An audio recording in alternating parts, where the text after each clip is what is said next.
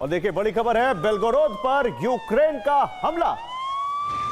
बिजली sub station पर drone attack किया है यूक्रेन ने।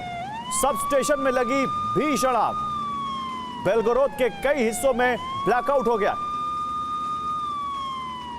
तो 15 दिन के अंदर यूक्रेन को लेकर फाइनल फैसला हो जाएगा। जेलेंस्की या तो सरेंडर करेंगे या फिर देश छोड़कर भाग सकते हैं, क्योंकि पुतिन ने ऐसा जाल बिछाया है जिसमें जेलेंस्की पूरी तरह फंसते जा रहे हैं।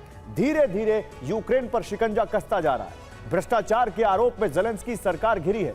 लोगों का आक्रोश बढ़ रहा है। अब इसी आक्रोश को हथियार बनाकर पुतिन जेलेंस्की का तख्ता पलट करा सकते हैं। क्या है पूरा प्लान, इस सुपर एक्सक्लूसिव रिपोर्ट में जानिए।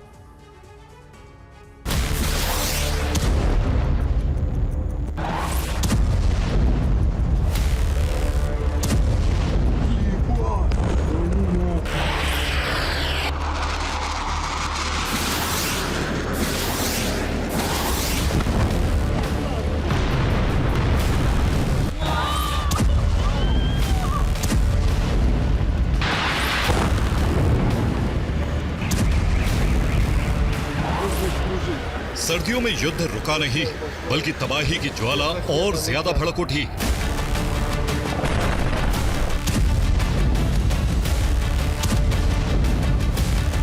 यूक्रेन में एक साथ कई फ्रंट खुल गए, जिससे जेलेंस्की की घबराहट बढ़ने लगी।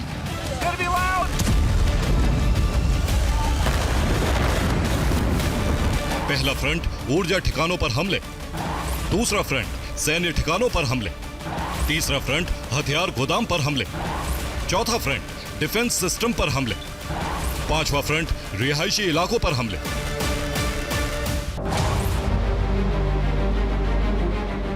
रूस ने न सिर्फ जमीनी हमलों से शिकंजा कसना शुरू कर दिया है, बल्कि हवाई हमलों की संख्या इतनी तेजी से बढ़ाई है कि यूक्रेन को पलटवार का मौका नहीं मिल पा रहा है।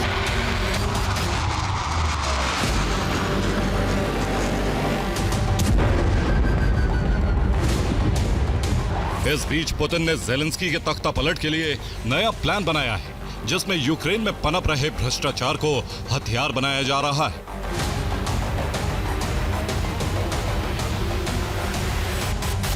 यूक्रेनी जनता को उकसाया जा रहा है। जेलेंस्की की सत्ता बदलने की तैयारी है। जेलेंस्की सरकार पर 886 करोड़ के घोटाले का आरोप है। इस घोटाले में जेलेंस्की सरकार बुरी तरह फंस गई है। जेलेंस्की के खिलाफ उठते विरोध को बढ़ाया जा रहा है। ऊर्जा ठिकानों पर हमले करके अंधेरा किया जा रहा है। लोगों का गुस्सा लगातार बढ़ रहा है। वो इस परिस्थिति के लिए जेलेंस्की को जिम्मेदार ठहरा रहे हैं।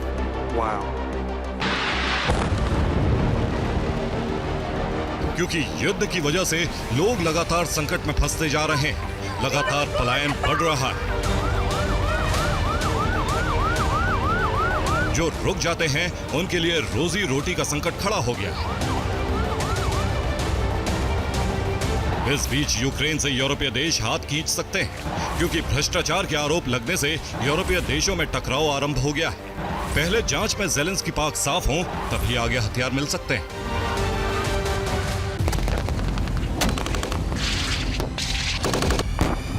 ऐसे में परिस्थिति का फायदा उठाकर रूस जेलेंस्की का गेम ओवर कर सकता है।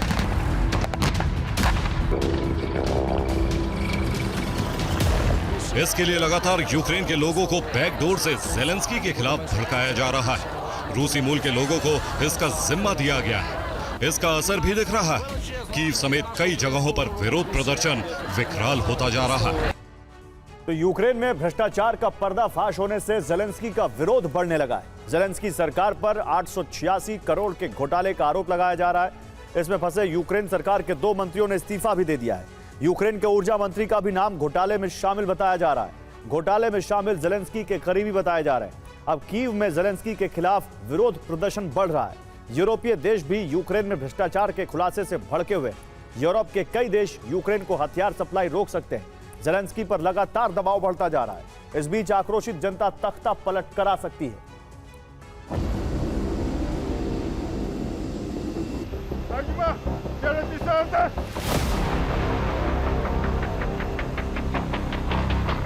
बिजली उत्पादन को लेकर भ्रष्टाचार के आरोप में घिरे जेलेंस्की अब कई देशों के दौरे जल्दी कर रहे हैं। अभी ज़ेलेंस्की हंगरी के दौरे पर हैं, जबकि इससे पहले नॉर्वे और बेल्जियम भी गए थे। तीनों ही जगह पर ज़ेलेंस्की ने यूक्रेन को ज्यादा से ज्यादा हथियार देने का आग्रह किया है, जिससे सर्दियों में रूस से लड़ पाए। लेकिन भ्रष्टाचार का मामला सामने आने से कई यूरोपीय देश नाराज हैं। हंगरी भी उन्हीं में से एक है, जहां ज़ेलेंस्की पहुंचे हुए हैं। हंगरी की तरह ही नॉर्वे और जर्मनी भी कह रहे हैं कि जांच में स्थिति साफ हो, उसके बाद ही हथियारों की सप्लाई कर पाएंगे। इस तनातनी का फायदा रूस उठाने की तैयारी में है। रूस अब यूक्रेन की सत्ता को हिलाने की प्लानिंग कर रहा है।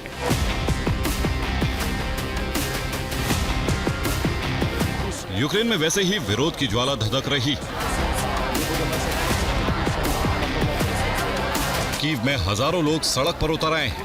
एंटी करप्शन एजेंसी से जांच की मांग की जा रही है, जबकि इस विरोध पर कीव शासन की तरफ से बयान आया है।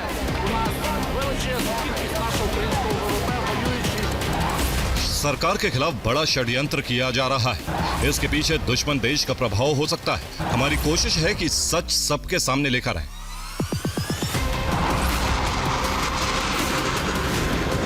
कीव का इशारा सीधे तौर पर रूस की तरफ है, क्योंकि अब रूस पहले से ज्यादा आक्रामक हो रहा है, क्योंकि उसे पता है कि नाटो देश भी सीधे फ्रंट पर युद्ध नहीं करेंगे। इसीलिए यूक्रेन को जाल में फंसाने का सबसे अच्छा मौका है।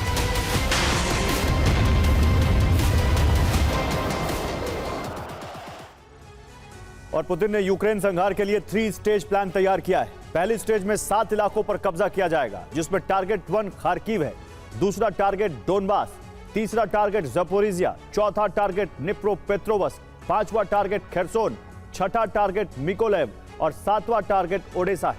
जबकि दूसरी स्टेज में यूक्रेन के ऊर्जा ठिकानों पर हमला किया जाएगा, जिसमें 5 टारगेट हैं। पहले टारगेट पर न्यूक्लियर और थर्मल पावर प्लांट, दूसरा टारगेट पावर सप्लाई स्टेशन है, तीसरा टारगेट गैस पाइपलाइन, चौथा टारगेट ऑयल डिपो और स्टेज 2 के 5वें टारगेट पर कोयला खदानें। इससे आगे तीसरी स्टेज है। दरअसल दूसरी स्टेज में बिजली ठप होने से लोगों का आक्रोश बढ़ेगा, जिससे लोग रूस में विलय कराने के लिए तैयार हो जाएंगे। तब 7 प्रांतों में रूस समर्थित गवर्नर की नियुक्ति की जाएगी। साथ ही ज़ेलेंस्की का तख्ता पलट किया जाएगा।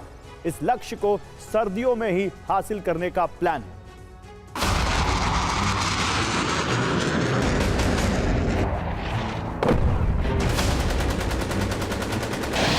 यूक्रेन को सरेंडर के जाल में फंसाने के लिए रूस लगातार हमले कर रहा है।